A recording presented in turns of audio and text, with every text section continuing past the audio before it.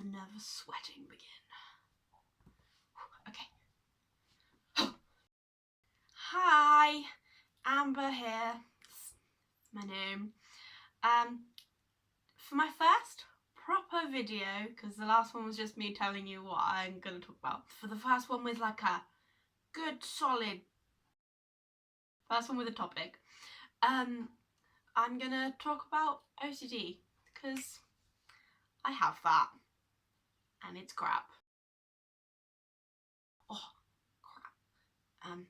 Disclaimer, massive disclaimer. This is just my experience. I stress to you that may be watching this that don't take my word for it.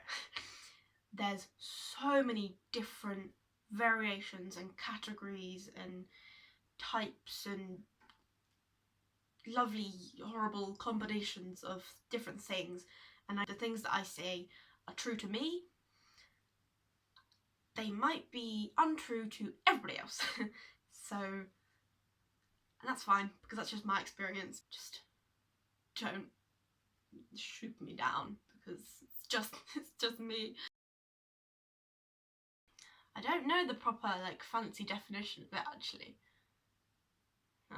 But my definition of it is complex anxiety disorder, because it's not, sometimes your compulsions and stuff, you might not think of it as anxiety because it doesn't actually make you anxious, just makes you feel like uncomfortable, or you might not even realise that that's a compulsion for you until you can't do it and then you get anxious. But every day when you're doing this compulsion, you don't feel anxious about it because you're just doing it. So it's quite kind of complex. I've also heard it's described as a coping mechanism. I think the thing to realise about that is that it's a subconscious coping mechanism, because you don't really consciously think, I'm going to do this coping mechanism that's going to make me more anxious than I started. I asked my girlfriend, what do you think people might like to know about OCD? These are the ones that we've come up with. The next one is, what's my type?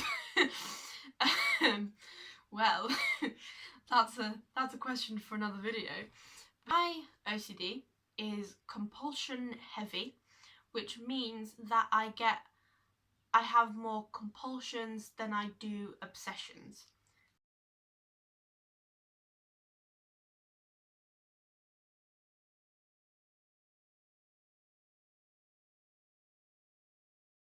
Things that my compulsions are centred around is numbers and counting. I have to have everything in even numbers or I get very stressed out.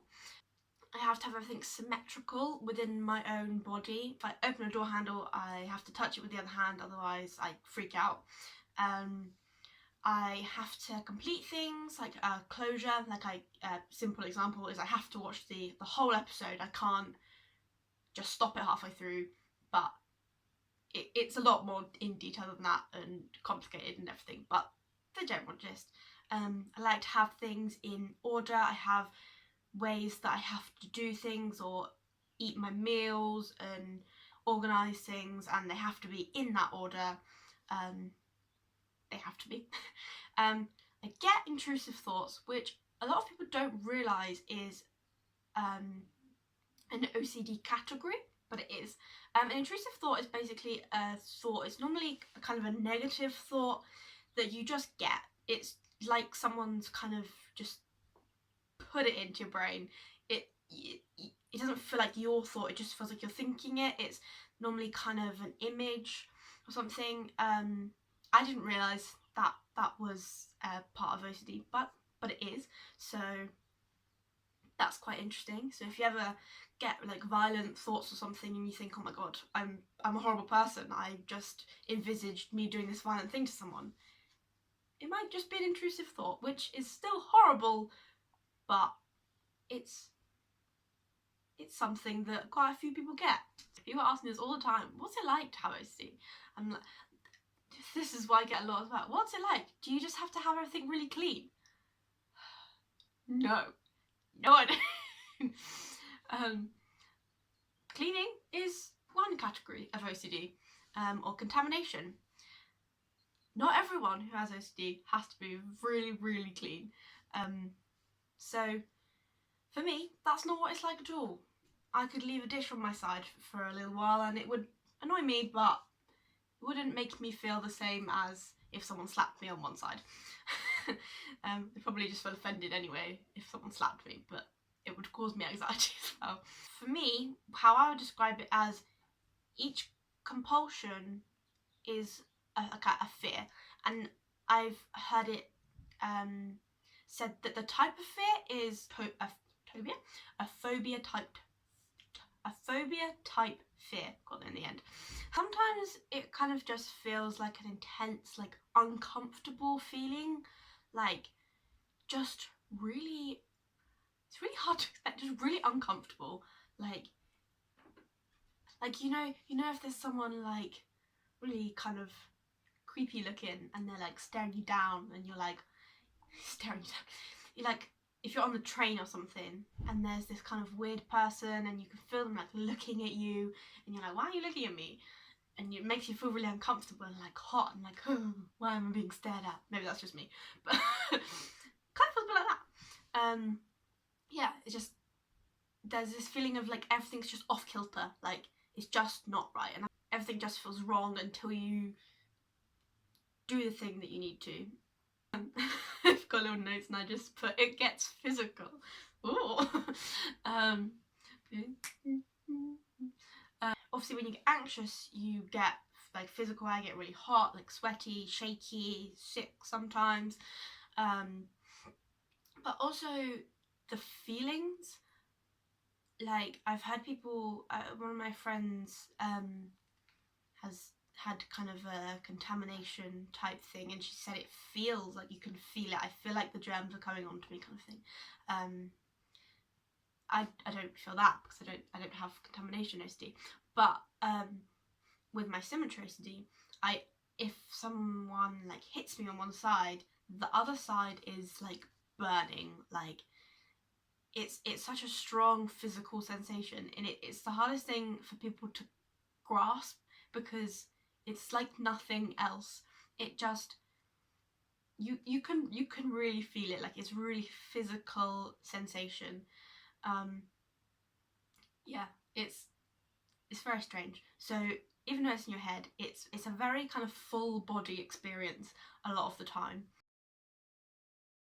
And people sometimes ask me how I like cope with it and how do I work on making it better, like is there anything I do? Yes. Yes I do.